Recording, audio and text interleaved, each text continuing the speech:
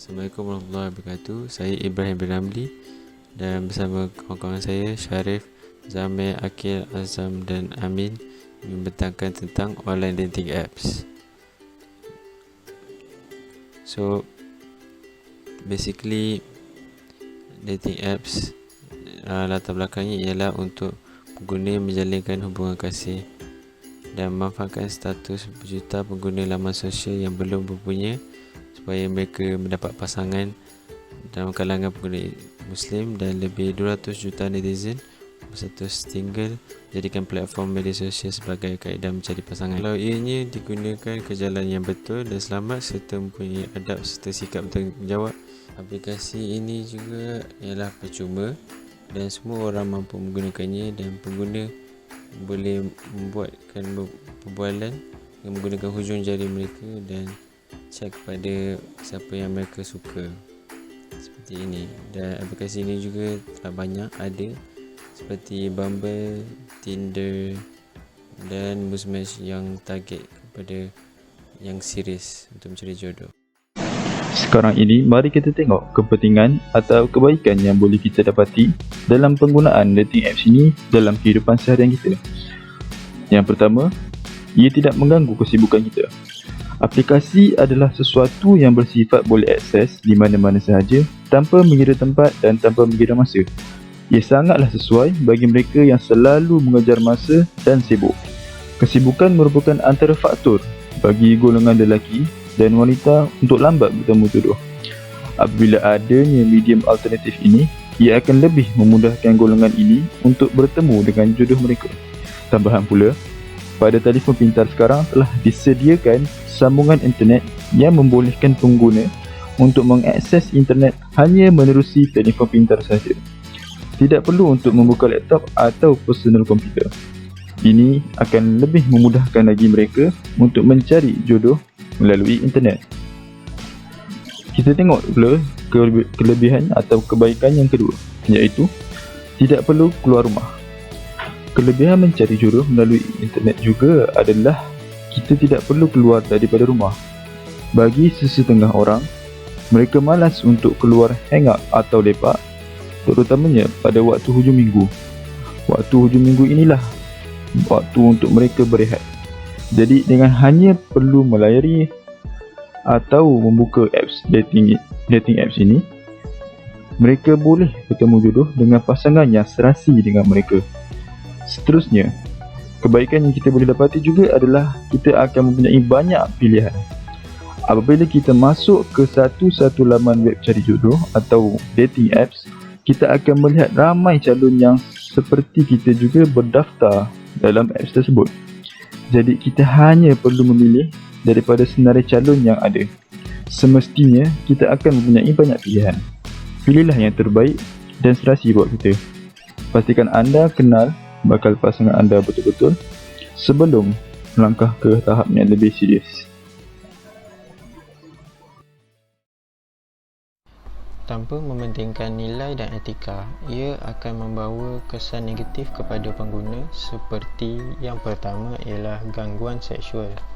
Hal ini berlaku apabila seseorang menggunakan aplikasi ini dengan tidak betul untuk tujuan keseronokan seksual mereka semata-mata.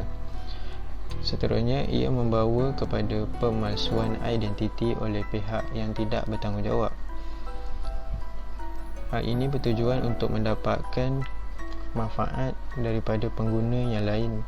Sebagai contoh, penipuan keuangan. Mereka akan menggunakan tipu dan hela untuk mendapatkan manfaat daripada pengguna-pengguna yang lain. Seterusnya, bagi individu yang sudah berpasangan, ia membuka ruang untuk curang dan bakal membawa kepada keretakan rumah tangga.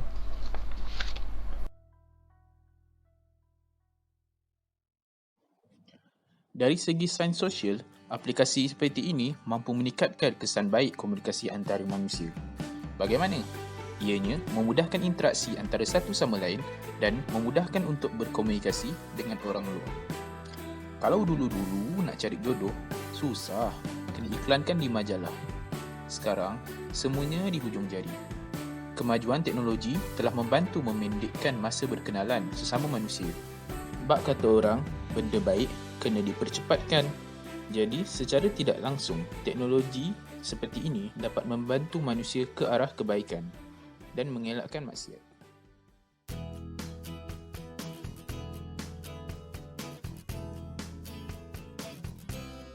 Nilai murni aplikasi temu janji. Pertama, nilai keikhlasan. Sedia menerima kekurangan sebalik paparan sifat baik seseorang. Seterusnya, nilai kejujuran. Jujur dalam memaparkan sifat diri sendiri. Di samping itu, nilai berwawasan. Individu mencari ciri-ciri tertentu kerana mempunyai wawasan dalam memulakan hidup berumah tangga. Seterusnya, nilai beramah. Individu sedia mengenali seseorang yang baru dalam hidup.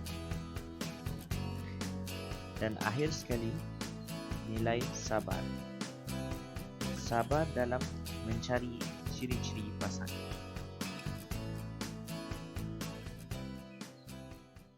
Melayari platform dating apps sedikit sebanyak menjauhkan diri kita dari agama dan mendekatkan diri dengan kelalaian. Ini kerana semestinya kita melihat banyak gambar-gambar serta aurat seseorang yang berlainan jantina. Kebolehan untuk berkomunikasi dengan pasangan online juga boleh mendatangkan perkara yang tidak baik serta membuat rasa malu seseorang. Rasulullah SAW bersabda yang bermaksud, sungguhnya Allah telah menetapkan atas diri anak keturunan Adam bagiannya dari zina. Dia mengetahui yang demikian tanpa dimungkiri. Mata bisa berzina dan zinanya adalah pandangan. Zina kedua telinga adalah mendengar. Lidah bisa berzina dan zinanya adalah perkataan. Tangan bisa berzina dan zinanya adalah memegang. Kaki bisa berzina dan zinanya adalah ayunan langkah. Hati itu bisa berkeinginan dan berangan-angan, sedangkan kemaluan membenarkan yang demikian itu atau mendustakannya. Ia juga membuka pintu maksiat untuk manusia, bermula dengan chatting, diikuti dengan temu janji. Ramai manusia, terutama golongan muda, telah tewas dengan hawa nafsu. Bagi mengelakkan perkara tersebut, Islam mempunyai garis panduan untuk cari jodoh.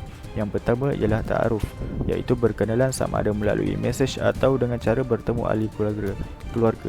Seterusnya, bertunang juga adalah jalan yang terbaik kerana ianya akan menjernihkan suasana. Pasangan boleh keluar bersama dengan syarat membawa mahram untuk pihak perempuan. Akhir sekali, setelah merasa keserasian, pasangan boleh berkahwin bagi mendirikan rumah tangga. Oleh itu, berpada-padalah dalam mencari pasangan dan sentiasa menjaga maruah diri. Islam tidak melarang mencari jodoh, tetapi haruslah mengikut panduan yang telah ditetapkan.